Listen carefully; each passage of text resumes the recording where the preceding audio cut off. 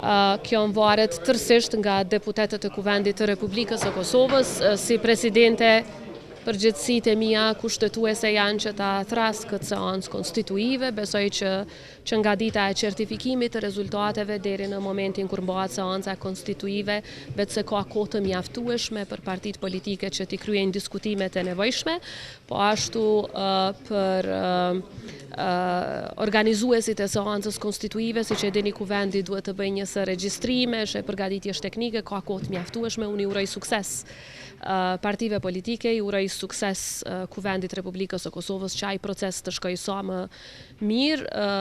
që është e mundshme dhe që konstituimi të kryhet me atë datë mirë. Po siç e dini, si presidente s'kam të drejtë vote, dhe pavarësisht se në të kaluarën mund të ketë pasur president që janë përzier në çështje të koalicioneve, unë i konsideroj ato çështje partijake,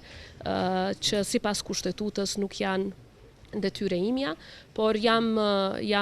besim plot që